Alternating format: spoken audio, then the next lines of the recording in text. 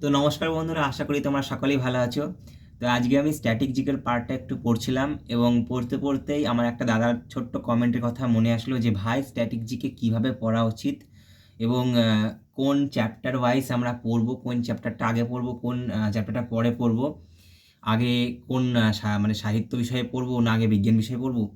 তো আজকে এই বিষয়টা নিয়ে তোমাদের সঙ্গে আলোচনা করতে চলেছি যে স্ট্যাটিক জিকে কীভাবে পড়া উচিত এবং কোন সিকোয়েন্স ওয়াইজ পড়লে আমাদের সেটা সুবিধা হবে। তো চলো ভিডিওটাকে শুরু করা যাক। তো প্রথমেই বলে নিই, আমি স্ট্যাটিক জিকে পড়ি। এখানে আমার কাছে কিছু জেরক্স আছে, এটা আমার টিউশন মাস্টার আমাকে প্রোভাইড করেছিল, ঠিক আছে। তো এখানে মোটামুটি হিস্ট্রি থেকে শুরু করে কারেন্ট অ্যাফেয়ার, জিওগ্রাফি এবং কিছু সাহিত্যর পার্টও আছে, ঠিক আছে। তো আজকে আমি যে পার্টটা পড়ছিলাম সেটা হচ্ছে, এখানে দেখতেই পাচ্ছ তোমরা, ক্যামেরাতে উল্টো দেখাচ্ছে নাকি বলতে পারি না। তো দেখো এখানে লেখা আছে কিন্তু গুরুত্বপূর্ণ বই এবং তার লেখক, ঠিক আছে। তো আজকে স্ট্যাটিক জিকের এই পার্টটা আমি পড়ছিলাম এবং তোমাকে যে কথাটা বলার ছিল বা তোমাদের যে কথাটা বলার ছিল সেটা হচ্ছে, অনেকে ভাবে স্ট্যাটিক জিকে কোথা থেকে পড়বো, মানে আগে আগে কোনটা পড়বো পরে কোনটা পড়বো। তো এক্ষেত্রে তোমাদের একটা কথাই বলে রাখি যে স্ট্যাটিক জিকে পড়ার মধ্যে কোনো সিকোয়েন্স থাকে না। তুমি এটাকে তোমার সুবিধা মতো পড়তে পারো। যেমন ধরো তুমি আজকে একটা পার্ট ধরে নিলে, যেমন হচ্ছে ভারতের বিভিন্ন রাজ্য এবং তাদের রাজধানীগুলির নাম, ঠিক আছে।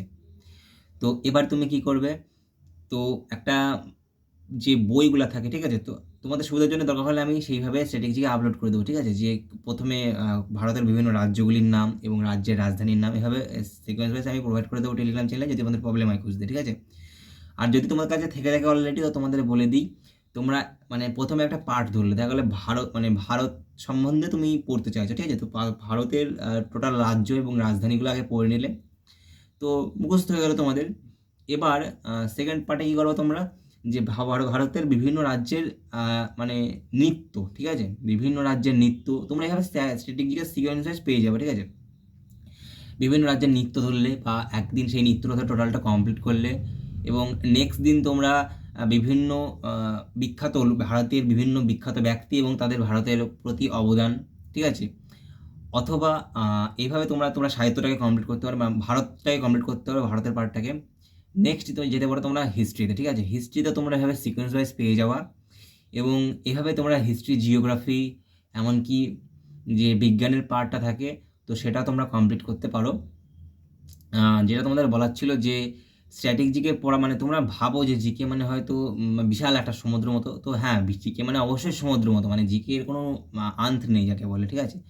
তো তোমাদের সেটা ডিসাইড করতে হবে যে কোন পার্টটা তোমার ভালো লাগে, তো তোমাকে সেই পার্টটাকে ধরতে হবে আগে এবং ধরে কমপ্লিট করতে হবে, ঠিক আছে। কমপ্লিট করে ছেড়ে দিলে হয় না, কারণ আমি অনেক সময় দেখেছি যে আমি নিজেও, যেটা আমার ক্ষেত্রে হয় সেটা হচ্ছে, একবার মুখস্থ করলাম, মুখস্থ হয়েও গেল এবং মুখস্থ হওয়ার পর আমি সেটাকে চর্চাই করলাম না সপ্তাহখানেক, মানে সেদিকে আমি হাতে দিলাম, তো সেক্ষেত্রে কী হয়, জিনিসটা মানে আস্তে আস্তে ভুলতে থাকে, ঠিক আছে। তুমি একবারে ভুলবা না, আমি মানছি, তো আস্তে আস্তে কিন্তু তুমি ভুলতে থাকবা। এক্ষেত্রে তোমাকে কী করতে হবে, সপ্তাহে একটা নির্দিষ্ট দিন তোমাকে এই জিকের জন্য, ডিভাইসের জন্য রাখতে হবে, ঠিক আছে। এবার অনেকে যেটা প্রবলেম থাকে যে দাদা কোন শিডিউলে পড়বো, কত ঘন্টায় অঙ্ক করবো, কত ঘন্টা জিকে করবো, কত ঘন্টা জিআই করবো। তো এক্ষেত্রে তোমাদের যেটা বলার ছিল যে স্টাডি শিডিউলটা তোমাদের নিজেকে ডিসাইড করতে হবে, ঠিক আছে। কারণ আমার শিডিউলটা আমার কাছে বেস্ট, যেহেতু আমি রাতের দিকে একটু পড়তে ভালোবাসি, কারণ রাতে একটু নীরবতা থাকে এবং ভালো লাগে পড়তে, ঠিক আছে। একা একা ওসব কানে মানে বেশি আওয়াজ আসে না, বাড়ি থেকেও লোকে ডাকে না, ঠিক আছে। নিজের মতো জল টল খাবার দাবার নিয়ে বসে পড়ি, ব্যাস এবার নিজের মতো পড়তে পারি। তো সেক্ষেত্রে তোমাদের ক্ষেত্রে সেটা রাতে না হতে পারে, তোমাদের দিনে হতে পারে, তোমার যে টাইমটা বেস্ট ভালো লাগে তুমি সেই টাইমটা চয়েস করতে পারো। তোমার যেটা বলার ছিল, মিনিমাম অঙ্কের জন্য ডেলি 2 ঘন্টা বা 1 ঘন্টা ফিক্স রাখতে হবে এবং জিকেটা তোমাকে, মানে কি বলবো, আমি বলতে পারবো না, কারণ জিকেটা তোমার ব্রেনের ক্যাপাসিটির উপর নির্ভর করছে যে তুমি কতক্ষণে একটা পেজ মুখস্থ করতে পারো, ঠিক আছে। সেটা তোমার 2 ঘন্টাতে হতে পারে, 3 ঘন্টাতে হতে পারে।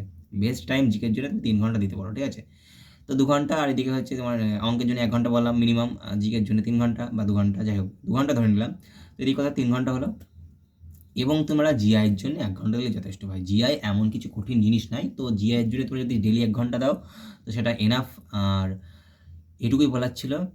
আর তোমরা যে আমি যে কথাগুলো বলি সেই কথাগুলো মানে যেমন বিভিন্ন এই যে যেমন এই বইটার কথা বললাম, এই জেরক্সগুলোর কথা বললাম, তো এইগুলো তোমরা আমার টেলিগ্রাম চ্যানেলে গিয়ে পেয়ে যাবা খুবই সহজেই, কারণ আমি ওখানে ফ্রিতে প্রোভাইড করে থাকি। কথা একটু বেঁধে যাচ্ছে, কিছু মনে করো না।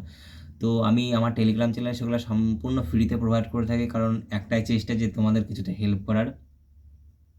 এবার সেক্ষেত্রে তোমরা যদি হেল্প নিতে চাও তো অবশ্যই টেলিগ্রাম চ্যানেলটাকে জয়েন করে নাও। আর হ্যাঁ, অবশ্যই চ্যানেলটাকে সাবস্ক্রাইব করে নিও, এরকমই কী বলবো, আমার সুন্দর সুন্দর ভিডিও পেতে, যদি তোমার ভালো লেগে থাকে।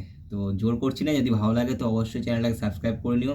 আর আজকের ভিডিওটা ভালো লাগলে লাইকটা করে দিও, বন্ধুর সঙ্গে শেয়ার করো যদি তোমার বন্ধু এরকম বিভ্রান্তির মধ্যে থাকে যে জিকে কীভাবে পড়বো বা টাইমটা কী হবে পড়াশোনার, ঠিক আছে?